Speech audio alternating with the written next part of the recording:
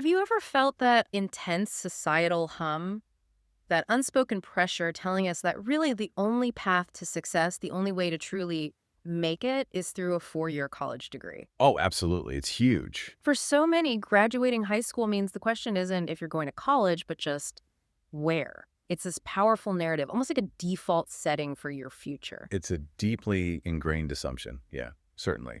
And for a long time, it's been a pretty unquestioned part of the journey for young people and for their families, too. Okay, let's unpack this. Today, we're diving deep into a book that doesn't just challenge that assumption. It launches what the author calls a 10-count indictment against the entire college industry. Our focus is Charlie Kirk's provocative work, College Scam: How America's Universities Are Bankrupting and Brainwashing Away the Future of America's Youth. Quite the title. It is, and you might know Kirk as the founder of Turning Point USA. What's interesting is he himself never completed a college degree.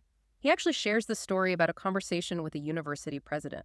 Basically encouraged him to pursue building his youth organization instead of attending college. He says that really altered his path. And that personal experience, as he details it, seems to very much inform his sharp critique. Makes sense. So our mission today is really to explore these specific claims, these 10 counts, and the evidence Kirk lays out in the book. He believes these institutions are failing on multiple fronts. Right. We want to help you, the listener, examine that evidence, understand his perspective, and ultimately form your own conclusions about the state of higher education in America. Kirk really doesn't hold back right from the start of the college scam. He opens by arguing that this traditional college path, it's become financially crippling and often pretty unfulfilling. He claims the costs now just far outweigh the diminishing educational returns. Yeah, that's his foundational claim. It's articulated as his first point, that colleges and universities are running a scam.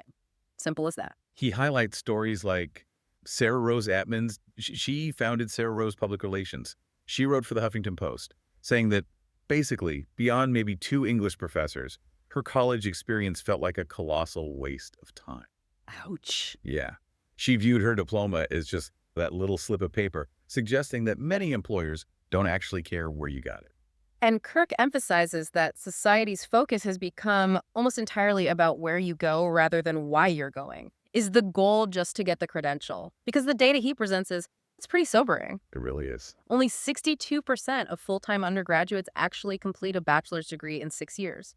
And maybe even more striking, Kirk notes that 39% of those who drop out felt their college just didn't give them their money's worth. That's a huge number. That represents a significant chunk of people investing substantial time, substantial money, without seeing the return they expected. Exactly. Which then leads him right into his second major point, that a college education is ridiculously overpriced. And here he points to the staggering student loan debt crisis as just stark evidence. We're talking $86 billion owed by borrowers over 60. Over 60, wow. Some even having their Social Security garnish to cover payments. Kirk shares this really poignant anecdote about Christopher Raymond, a 60-year-old high school history teacher who, after paying for decades, literally had to take an airport job just to keep up with his student loan debt, a debt he figures he'll be servicing well into his 70s. That sounds like a system designed to trap people. And Kirk directly attributes a lot of this to legislation, right? Specifically, the Bankruptcy Abuse Prevention and Consumer Protection Act of 2005, BAPCPA. That's the one. His argument is that this act made student loans almost impossible to discharge in bankruptcy. It effectively created this no-fail income stream for lenders. Okay. And he details how the student loan servicing companies, the ones collecting payments, have spent millions lobbying Congress, like over $4 million in 2020 alone, just to keep this system going. And Kirk points out, when the federal government became the primary lender back in 2010, universities allegedly knew they'd always get paid. So where's the incentive to control tuition hikes? None, basically. He cites some extreme examples, like Columbia film grads reportedly racking up between $150,000 and $360,000 in debt. Just astronomical figures. Or that tragic case of a nurse who lost her license after having epileptic seizures because she just couldn't keep up with the payments. It's heartbreaking. And building on this, Kirk views proposals for debt forgiveness not really as a solution, but more as a taxpayer-funded transfer. Okay, explain that. He recounts that widely reported confrontation Elizabeth Warren faced, where a man who diligently paid off his own loans basically asked why he should now foot the bill for others. It highlights just how contentious these policies are. Right. It's a fair question people raise. And Kirk also goes after the college ranking systems, specifically U.S. News and World Report. He argues they drive tuition inflation because institutions are just constantly vying for prestige.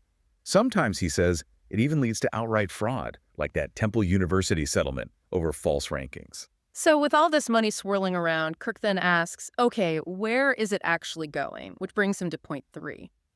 Universities have become obscenely rich at student and taxpayer expense. Yeah, this is where he controversially portrays universities as, quote, hedge funds with universities attached, suggesting their primary goal now is just to amass these bloated endowments. And he gives some comparisons, right? He does, pretty striking ones, like Harvard's $41 billion endowment being larger than the entire GDPs of several countries, combined Latvia, Estonia, Iceland, Zimbabwe. 41 billion. That's hard to even wrap your head around. It is. And Kirk suggests these vast endowments, rather than just benefiting students or research, often support what he calls make-work jobs for administrators.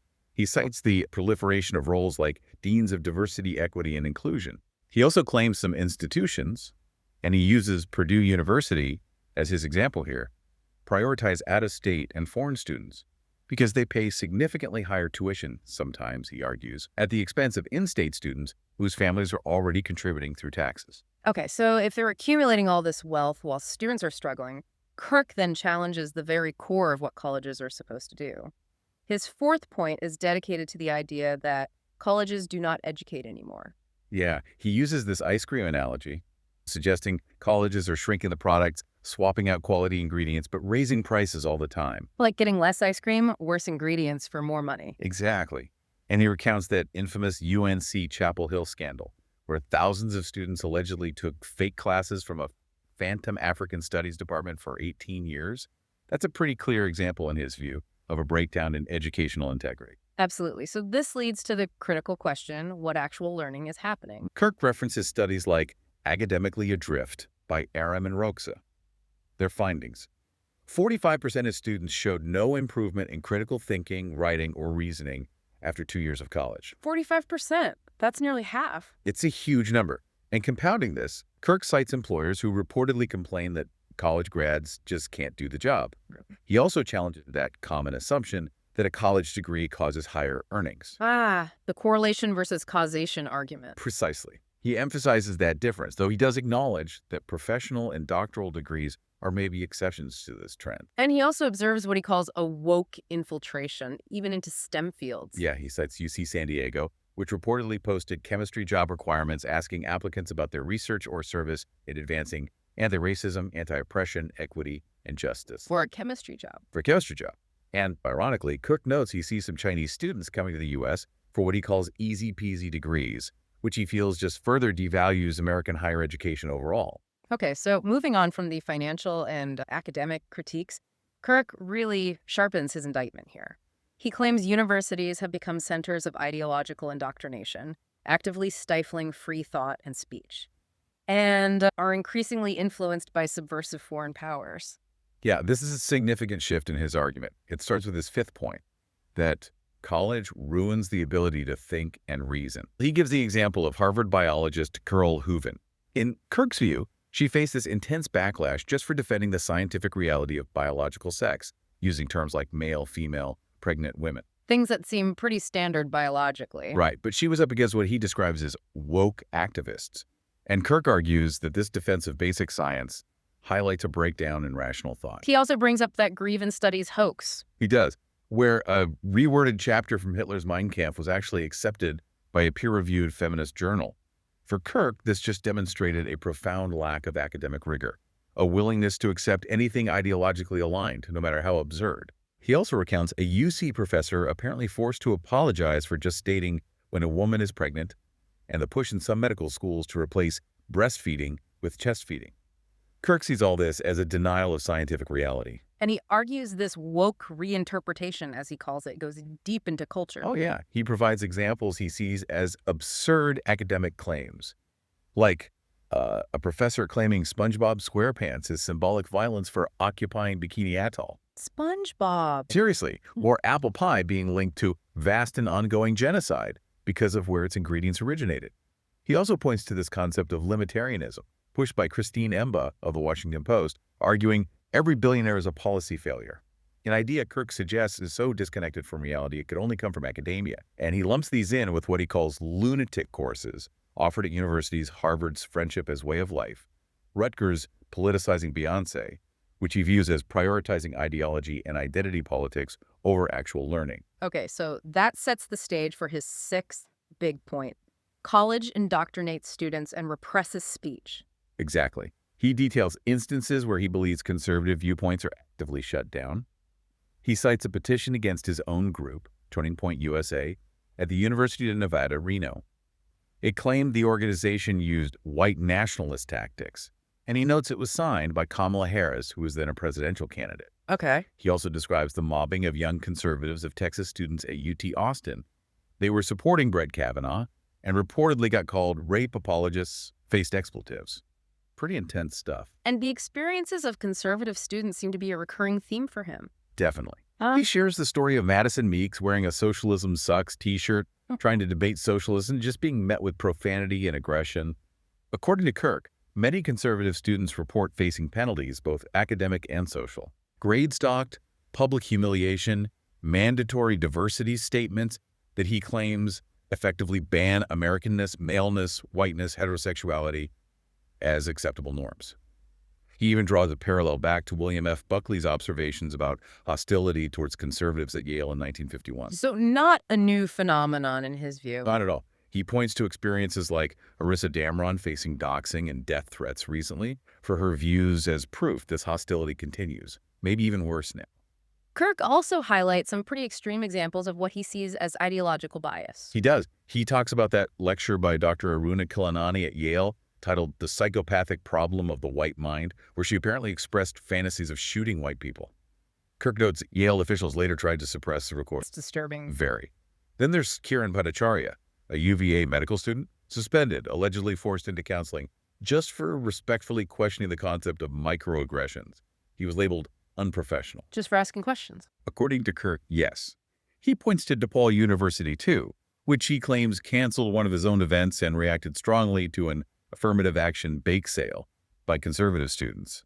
He blames this on the heckler's veto, where a small, loud group can shut down opposing speech. Okay, so these examples then lead Kirk to his ninth major accusation. He jumps around a bit here, that colleges and universities have unleashed waves of woke, anti-American activists.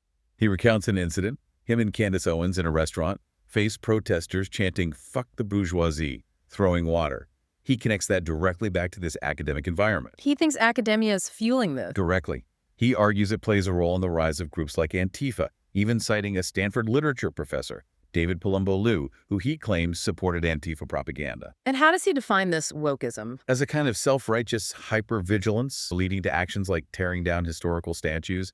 He cites Professor Joyce Coleman, suspended for just questioning the passivity of Japanese Americans in internment camps during WWII. So questioning historical narratives is off limits. In his view, yes, if it goes against the prevailing ideology. This raises a crucial question Kirk poses. What is the mission of these institutions anymore? He sees a shift in university mission statements moving away from fostering American citizens towards global citizens. He even notes some Georgetown students expressing embarrassment about being American. He further illustrates this with Yale ditching its big Renaissance to the present art history course, replacing it with focuses on gender, class and race, Western capitalism, and climate change. So a definite shift in focus. Where does he trace the roots of this? He traces critical theory and what he calls wokeism back to figures like Herbert Marcuse and Angela Davis. He really highlights Marcuse's repressive tolerance essay. Kirk interprets it as advocating tolerance only for left-wing violence and speech while actively suppressing right-wing views, basically weaponizing tolerance itself. Okay, I see. And this framework, Kirk argues, then evolved into critical race theory. That's his argument. He explains CRT as basically an adaptation of Marxism, but replacing class struggle with race struggle, viewing everything perpetually through the lens of white supremacy. He cites Derek Bell and Kimberly Crenshaw as key figures here. And he connects this to current proposals. Yeah, he highlights Ibram X. Kendi's call for an anti-racist amendment to the Constitution, his anti-capitalist stance.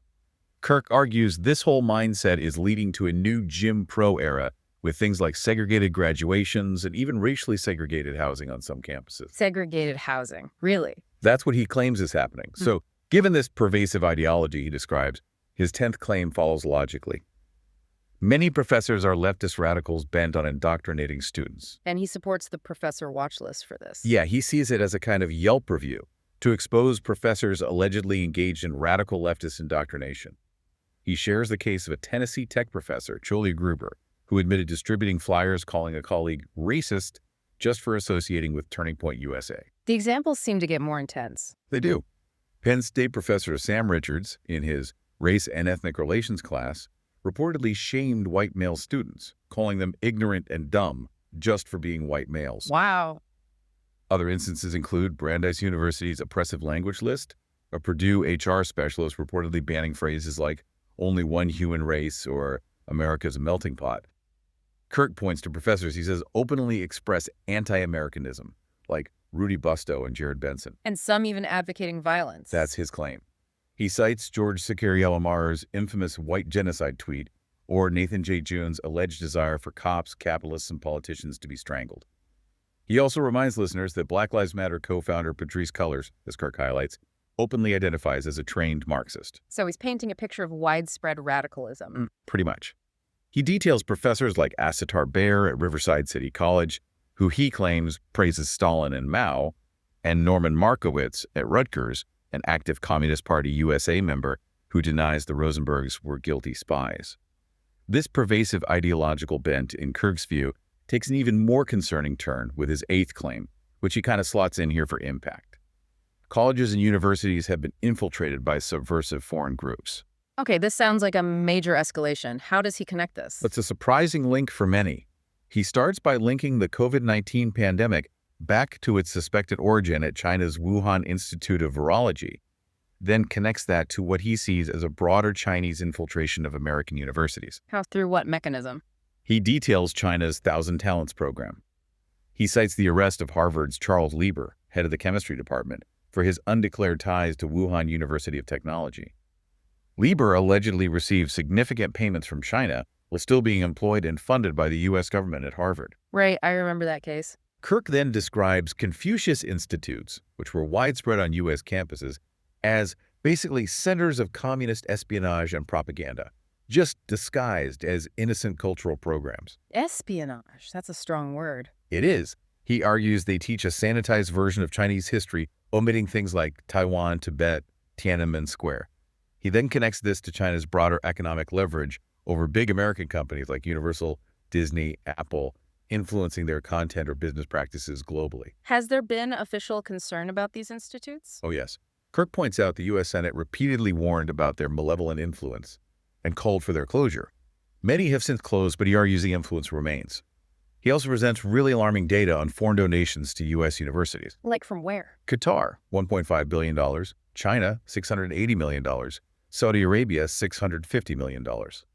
He suggests this money buys political leverage and heavily influences campus discourse, particularly regarding the Middle East. How does he link that? He directly connects this funding to anti-American and especially anti-Israeli activism on campuses, where, again, what he calls woke ideology reinterprets Israel as a colonizer nation. And this affects academic freedom.